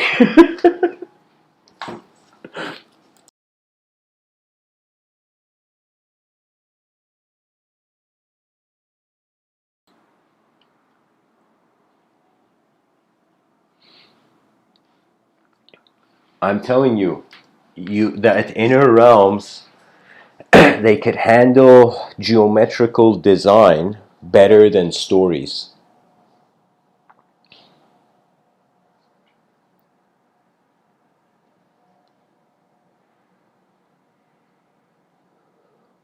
That means, guys, there's a huge chance that people who sell fish, and they speak the English language, subconsciously they will probably be more selfish, you know? We should start a movement against selfish fish sales.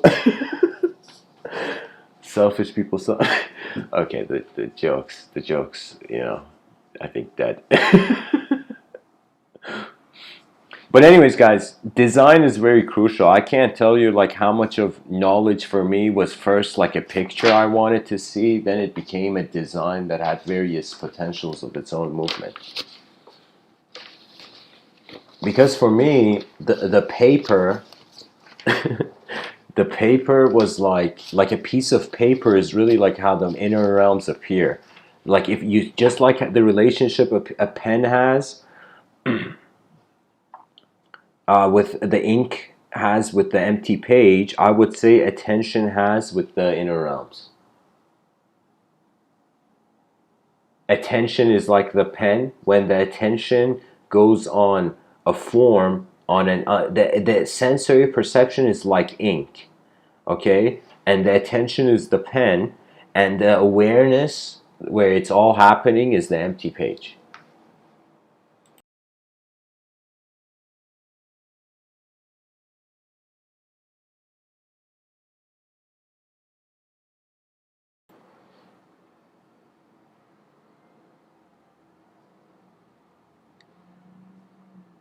Guys, there was a talk I wanted to give about the symmetry in language, but I think I can evoke it here that, I mean, there is an image of perfection.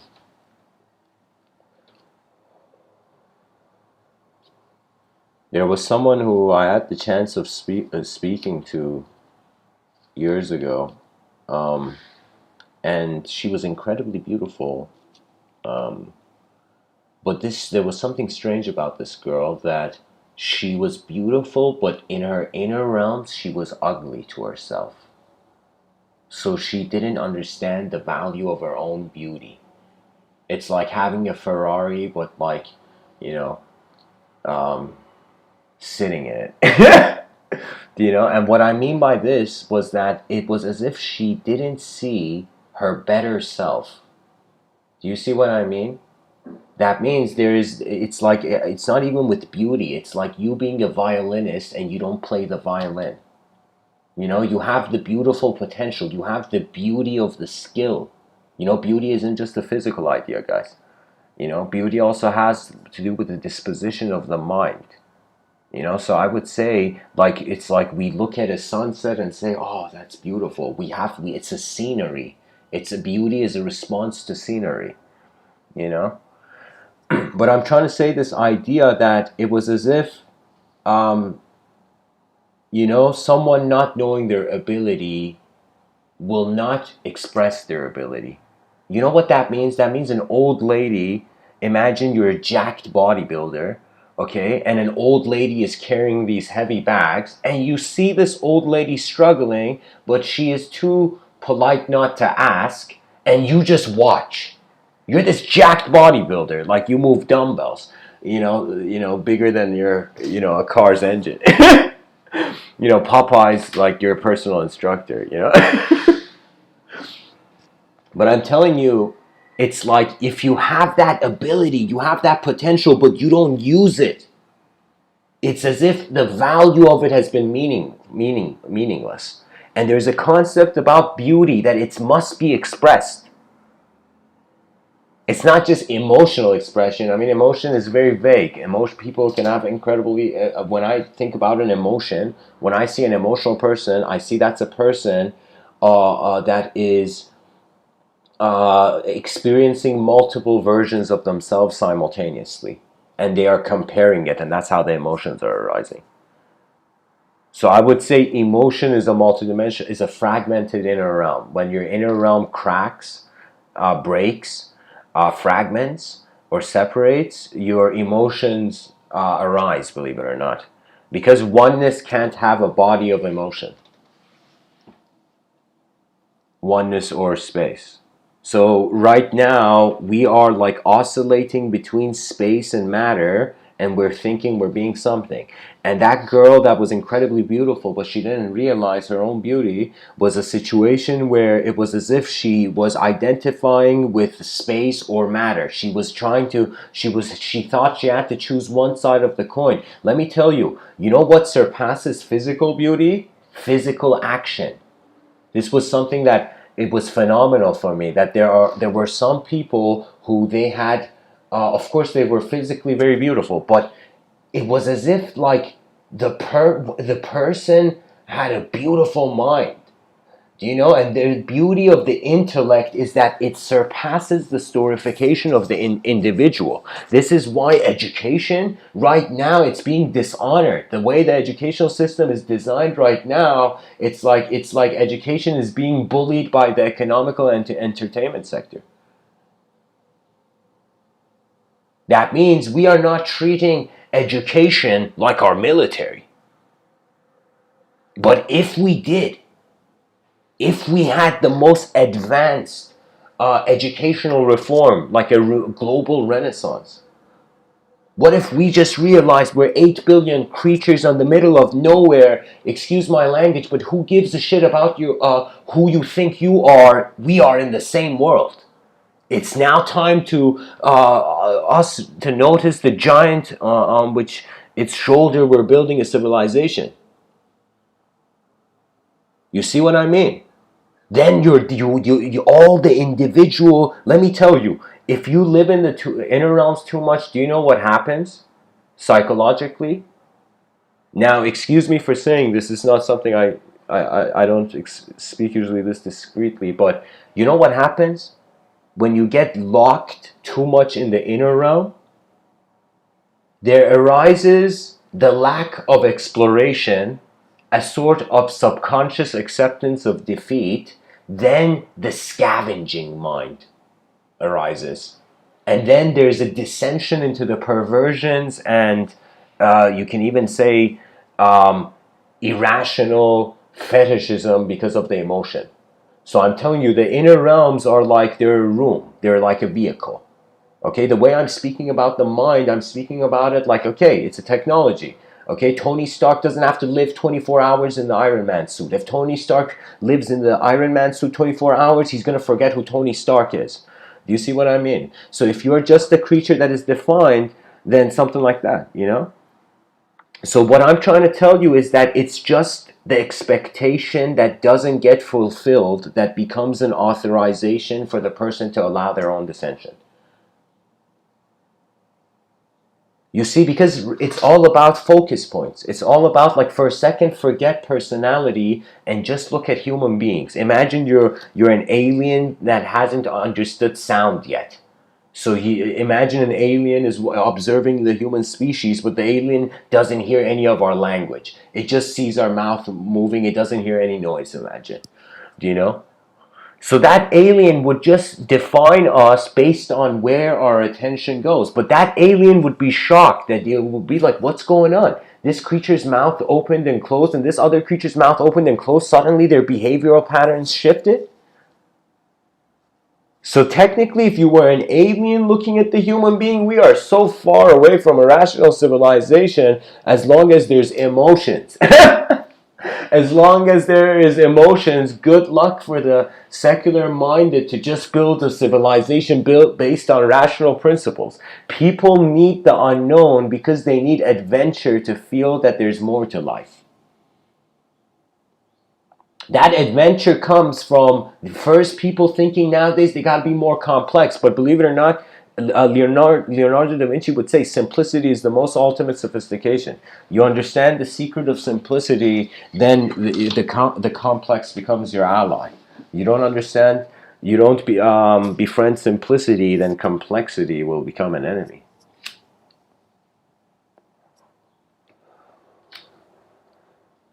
So for me, I was like, what is this ideological costume games?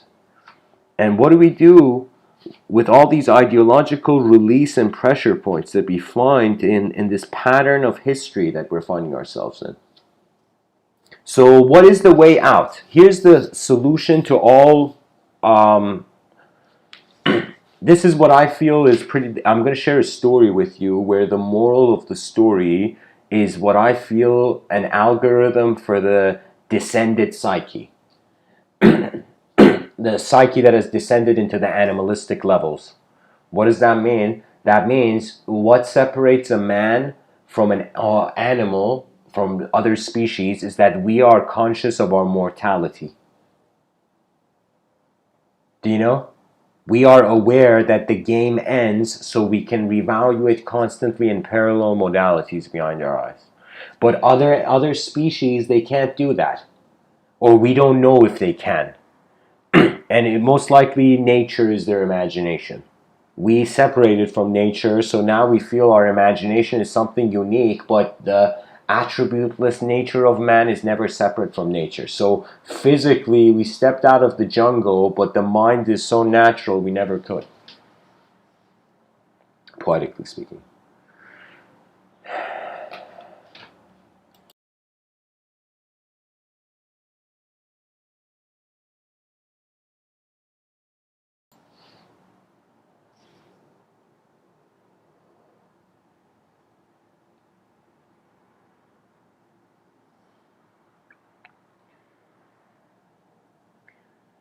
I feel just like we have two eyes that see the same.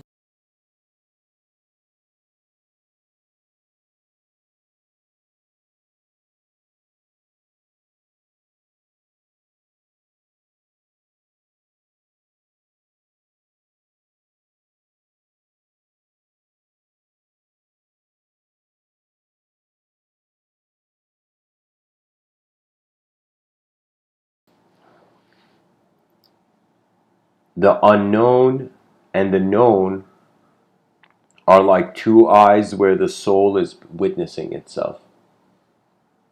I feel this world is not just limited to chaos and order, that the chaos and order can be witnessed, and the conscious effort into the unconscious becomes uh, a collective extraction from your inner realms.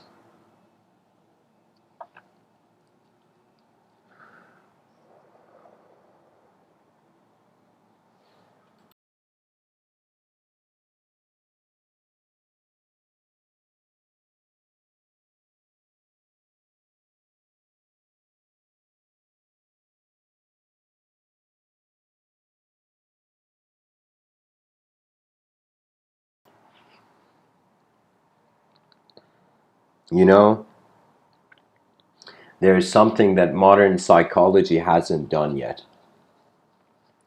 And I feel like early bird speaking about it.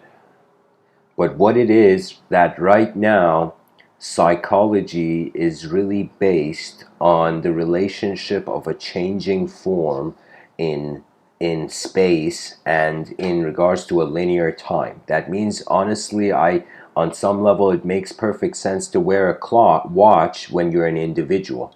You know, because you can see that life has a direction. Like the watch on your wrist is like the GPS address for your consciousness. You know, it's like time is going forward, you know.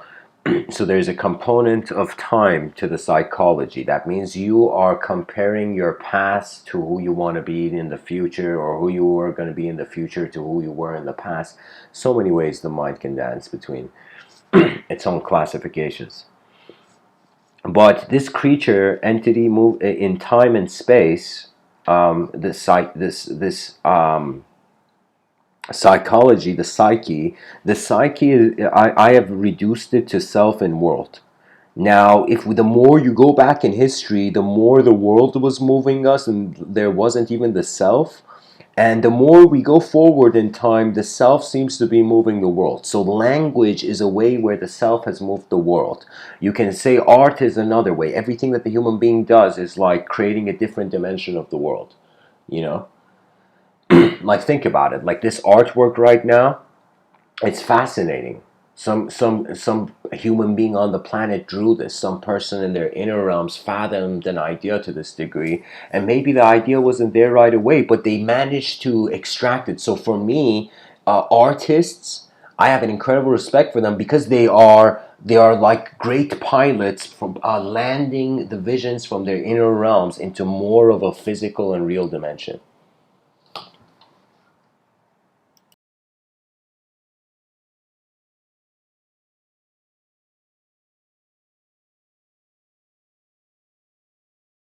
You know what's funny? We try to identify with people, not realizing we have identified with ourselves as a person.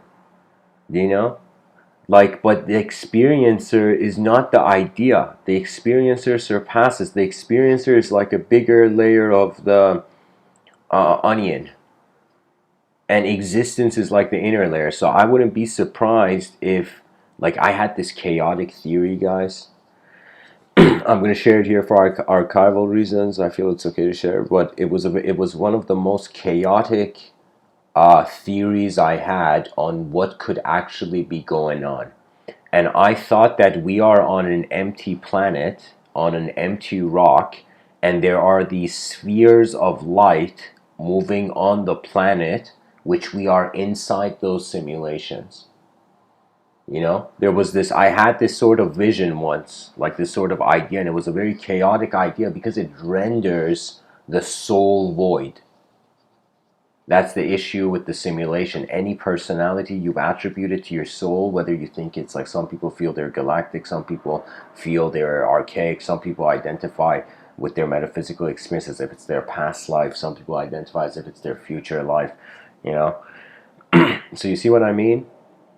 So there is this potential that you see, it's a game. It's a game between the zero dimension, the singular dimension, the dualistic dimension, and the infinite dimension. Right now, the dualistic dimension is ahead in the race. Back in the day, the zero dimension was ahead in the race. The singular dimension in during when religion sprouted was very ahead in the race. Now we have come to the dualistic dimension, and we're wondering what we haven't learned, and it's the infinite. The infinite. We have not seen modern mythology. And I feel cyberspace is going to be equivalent to the gift of the gods. That man got access to an experience that was only fathomed to be unknown. So for me, I feel we're in the mind of this unknown universe, and it's like, what is the world thinking every day?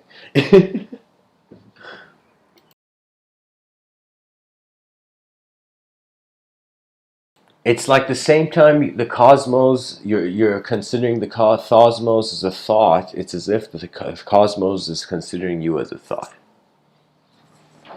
The irony. So, anyways, guys, thanks for tuning in. I mean, tuning in, I would say thanks for listening, really. Everybody listening is like speech. It's all done rhythmically.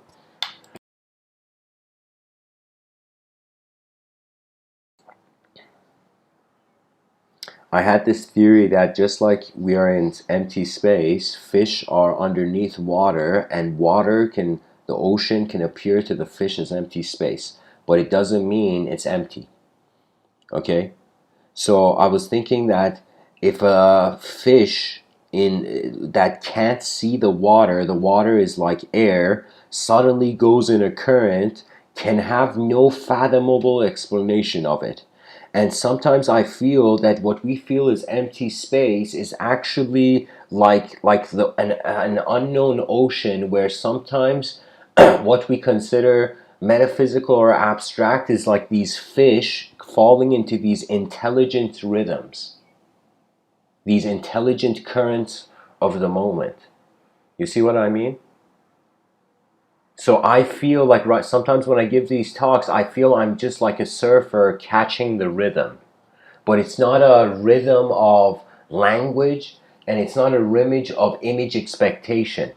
And it's like a state before you touch time and space with opinion. when you get comfortable with yourself being as energy, a lot of suffering evaporates in the presence of pure being, and the attention noticing it can refresh. Like you can refresh your web browser of life. So anyways, guys, thanks for listening. And just as a challenge for myself, I mean, I'm going to open it up to Q&A for let's say 5-minute Q&A if anybody has a question. Meanwhile, in the Q&A, usually people don't have questions. I'm such an excellent speaker. Nobody has questions. So guys, 5-minute Q&A. Before I end off, and meanwhile, I'm gonna think of like if we were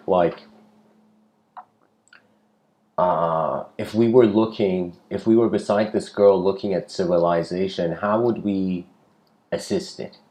So the first thing is we would strategically be like, okay, why is this giant insect thing here? And we're gonna realize it has a mind. So that means human beings have to cut the head of the snake, or in this case, cut the head of the giant insect thing upon civilization. You know? So we got to cut the head of the insect, you know? You hit the pressure point and it's just, its power releases or breaks down in some sense. So, or if we are smart and street smart, we would go and use this. We would have an allegiance. Because it's peaceful, you see how the birds are so peaceful in the picture? This means humanity has probably come into a legal galacto agreement. This is like maybe the first time in history where alien civilization and human civilization are working with the same acknowledgement of similar rules. You know?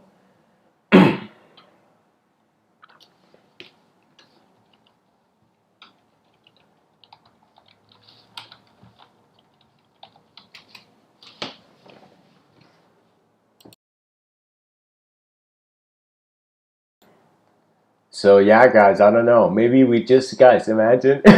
I'm definitely gonna write a science fiction story where these aliens invade this planet, this species, and just a little kid from the species goes to the aliens. It's like, hey guys, can you please leave? There's no logical reason why you're here. And then the aliens actually think about it, and they're like, yeah, there's no logical reason. There's better places to invade. So the aliens leave. Imagine. And that kid was like the kid who saved the civilization by asking them to leave. You know?